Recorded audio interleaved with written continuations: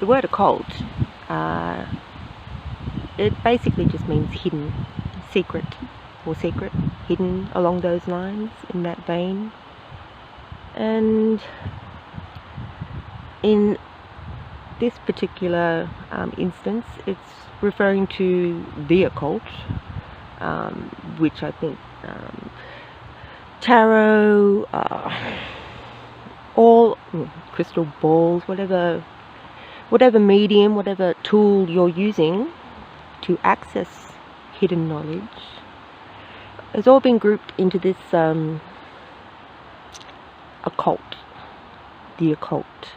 And it's been over history very much and deliberately demonized and taught to fear. Feared, definitely feared. But if you take all the fear and the demonization all out of the equation, the occult just simply means secret knowledge, hidden knowledge. And who the hell says that we can't access some hidden knowledge? It's when you look at things, when you look at it realistically, as I said, minus fear, minus any 3D reality slant, and just look at the facts. It's about hidden knowledge, secret knowledge. And tarot in particular, it's my tool, my first preference, choice preference, tool of trade to access hidden knowledge from spirit, from the unseen. And look, that takes so many different, it means different things to different people. So the universe is being referred to very often these days. Spirit, I like to call it the divine, yeah, spirit world, God, gods, insert deity of choice. It's accessing this knowledge from the unseen world that a lot of people dismiss because it's unseen, but we know it's there. We know it's there. And there are moments when you just, the weight of your own insignificance speaks volumes. You realize there has to be something more. It can't just be this. It can't just be this. There's something behind all this. And I'm gonna dig around and have a look and keep digging until I access what's missing.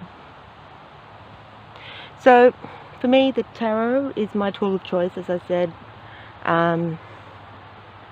in accessing spirit, for the divine to speak to me and guide me on my spiritual path.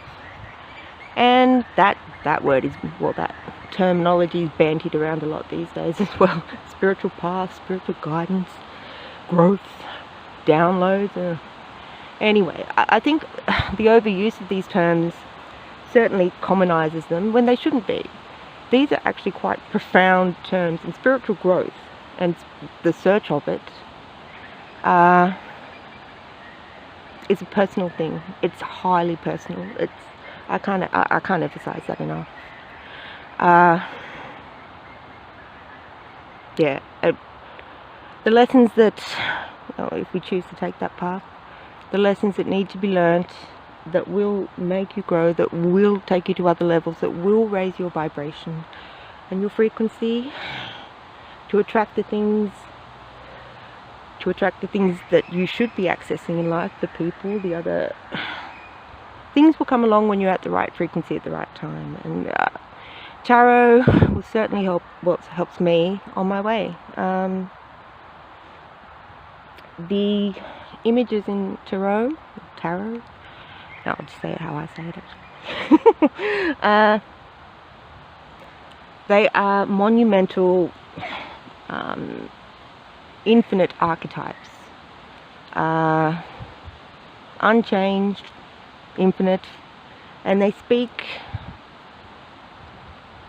They just speak at a soul level. They unlock. That is right.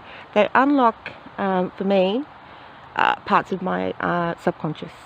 The moment I started practicing tarot, and different compartments and realms in my subconscious became accessible, was the moment that I guess there was the connection moment with the divine, speaking through me, speaking through tarot, and speaking through many other forms. Once you access those realms, guidance will come in a lot of different places. Once you're open to them, once you're open to receive messages from spirit, you're open. Doors will open, and frequencies and vibrations that you wouldn't be able to previously even access, or even, I would even say, know of. All these different levels become a possibility. And I think once you acknowledge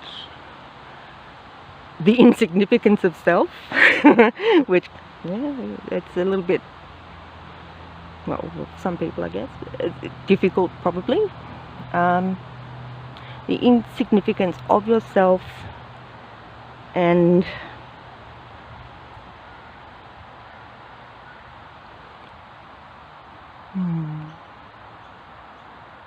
how much you don't know. That's the scary part. It's just, well, not scary. No, actually no. Retract. Never live in fear. The vibration of fear is so limiting. That frequency is more than limiting. It's stunting, and it's you'll only go downwards from there. It lowers your vibration. It lowers your capacity to never. It's very difficult, because sometimes you don't even realize the fears that you have, because they're so ingrained. That, you know, part of your initial programming maybe. But if they're really ingrained, sometimes you don't even realize that you're coming from a fear base. But once you do realize, and you acknowledge that you don't want to live in a fear-based frequency, and doors open, yeah. The most significant part, I think, of the spiritual journey is just acknowledging your own insignificance and how much you just bloody don't know. Like, as in, I have no idea. And that's overwhelming. When there's so much I want to do and research, and I just got to always, sometimes it's just, if you're not strict in dedicating yourself to one particular line at one particular time, it can get really patchy and all over the place if you're not disciplined, because there is just so much knowledge to access, and there's a lot of disinformation, disknowledge, to get in the way of trying to find the real information. So that for me has just been the first part of my spiritual journey. And it's just, as I said, just a brief introduction. Just one second.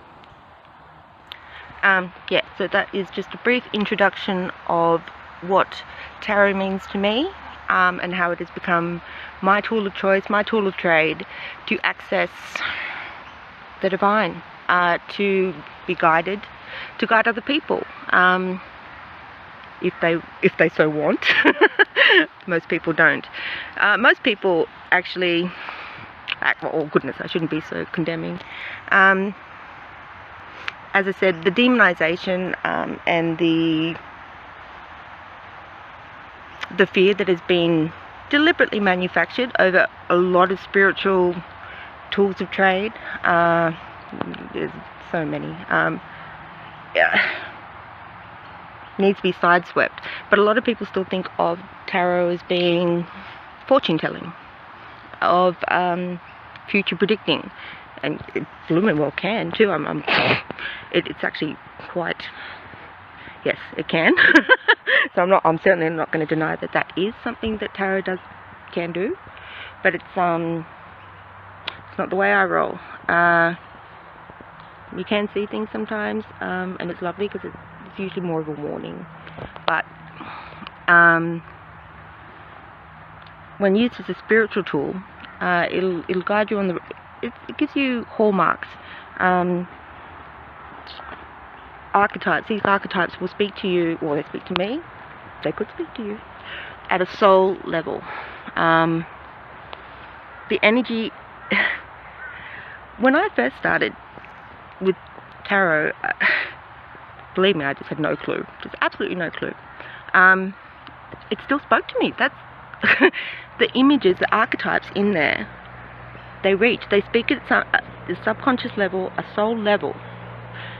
The moment I started practicing tarot, my dreams opened doorways to the spirit realm, soothsaying, so to speak. Yeah. So, and that's important for me in my tarot journey or spiritual journey, because keeping a diary, keeping a record of these things, you can earmark and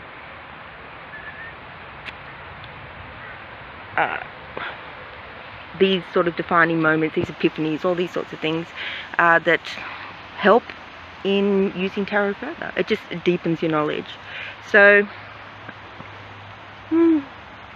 it's very intuitive, tarot. I mean, there are lots and lots and lots and lots of authorities on tarot, but the best recommendation I can give, if you are starting to use tarot, or if you're interested, or if you just want to go on a spiritual journey and you want a reader, it's going to help you on that way with tarot, is that you are the best authority on tarot, because it's intuitive, and the energy actually will speak to you how it wants to. The divine will come through tarot, and it will give you the message you need. So, and that's really hard. That's really difficult, because, as I said, there are so many authorities, and I personally, I always like new ideas and new takes on cards. I mean, always have an open mind, and dismiss the stuff that doesn't resonate. I hate that word. Sorry, I shouldn't be saying hate. Trying to dismiss that from my vocabulary. Resonate. There's a lot of keywords that are bandied around in the spiritual community, and they're good words. But the annoying part is when it's commonized, so to speak. Like awakening, a spiritual awakening is a bloody marvelous thing. It's beautiful, intense, can be really scary if you don't have anyone, if you're alone basically and you have no idea what's going on. That can be really intense and scary, but it's a real thing. It is a spiritual awakening, and as far as I'm concerned, there isn't a spiritual awakening. Spiritual growth, a spiritual journey is awakening. It's a continual awakening. It should continue and continue and continue. Nobody reaches a plateau of perfection and goes, yeah, top of the mountain, plants their flag, I'm the spiritual guru. No, it just doesn't happen that way. Well, it shouldn't. It's just continual. Spiritual growth, spiritual awakening, these words are bandied around and commonized, and now we've got people talking about being woke. Sorry, I've already got to do inverted commas with that. Woke. But if you look past these things and just, what sparked that? The word resonate. If it does resonate with you, what is being said, and when you are truly being guided and you are connected with the divine, resonate is a very good word, because it will resonate. Things that aren't correct, things that you, I guess, are untrue, or aren't possibly just not true for you even. You'll know. It's a different feeling, and testing out energies and feeling energies, it's a tricky business, I think. But that's just an introduction to my tarot journey. I'm just going to be doing random videos just on my connection with cards, and I gotta warn you, it usually isn't in line with a lot of other people's ideas, but anyway, it's my journey. That's it. Thank you.